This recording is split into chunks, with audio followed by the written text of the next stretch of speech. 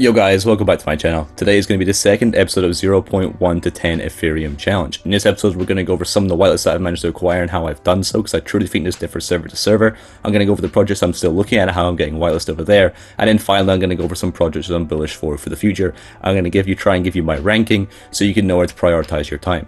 Just before we start the video, make sure that subscribe button is in a big way, about 500 subscribers, so make sure that button has your place. And also really try to grow our Twitter following, so make sure that follow button is, and we can start doing some whitelist giveaways over there. The first project I've managed to acquire whitelist for is going to be the Citadel. Now this is a play to earn game which has seen approval from big names such as Otto Soin, Dope Oxide, and NFT Llama, and it's something that I'm very bullish on. If you're going to go for whitelist in a server, what I suggest doing is really making sure you read the white paper at least, and also some of the yellow paper, and making sure you actually know about the question. They are very against grinding in the server, which is something I actually found very refreshing. Next project is going to be a Nero. Now, there's a slight few problems with this project in terms of a very large collection size and a slight lack of utility. However, they do know over here on their Discord they're actually going to be adding more utility to the project, which is something I like to see. I've not managed to acquire whitelist for this project yet, but what I suggest doing is to do games in their Discord every single day. So just getting over there and also chatting in a general chat is currently what I'm doing.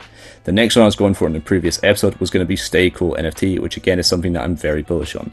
Unfortunately, I've been yet to acquire this whitelist, and it's looking unlikely I will. But however, there is going to be a 200 to 300 spot raffle closer towards the mint day for the project, so I'm going to make sure I sign up to this. And if you are in this Discord, or you can be trying it in this Discord, make sure you sign up to that raffle for the best chance, as I really think this project is going to do well. I'm going to go over two projects that I'm trying to get whitelist for, but don't require too much to grind or much of your time. So the first one is going to be Kuroro Beast. Now what this is going to be is it's going to be this Pokemon style play to earn game. Now they haven't actually released the tokenomics behind the game or any too much gameplay yet, but it is a game which I think has very much potential. And if you go over to their OpenSea page, you can see here these are these golden fairy tickets. Now these basically allocate you 2 mints and a couple of other benefits, but you can see it sitting at a healthy floor price, and there's a decent bit of hype for this game.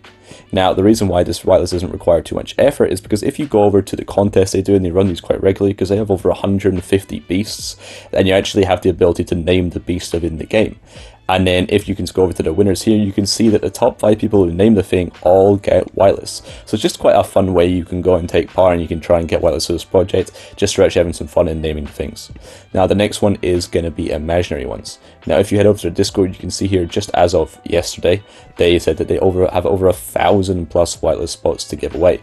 And I believe that these activities, at least pick a skill, is definitely still ongoing, and you can see they have other things still there which you can potentially get whitelists for, and this doesn't require too much time and is actually a more fun way of achieving that whitelist. Now for projects that I'm really excited for, number 1 on this list is going to be Possessed NFT. This is because, again, they've created a very organic following. I don't believe there are any whitelist giveaways yet, and they're already 151,000 followers on Twitter, and they are truly doing something different with their art, which is something I love to see. Now they actually their Discord is currently open, however you cannot type there unless you're whitelisted, but when this Discord does become open for people to speak to, I would highly suggest you try and get Discord for this project, as in my opinion this is the most bullish project out there at the moment and will do very well. Now in terms of some honorable mentions, these kind of all rank at the same level. We've got Lonely Legends, Kahiru, Sneakerheads, Lumi Heads, and Mindblown Universe.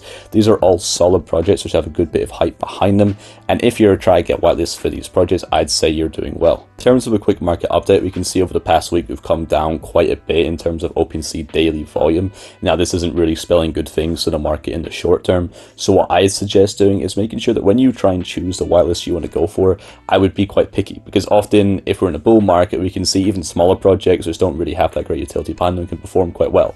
But if we're going into more of like a bear market again and we're seeing low volume, often it's these kind of bigger projects with more utility and a much more hype behind them that actually perform well, and other projects do not. So I kind of stick to these more well-known projects. Thank you guys so much for watching. Make sure you hit the subscribe button over on YouTube, and make sure you give me a follow over on Twitter. Peace.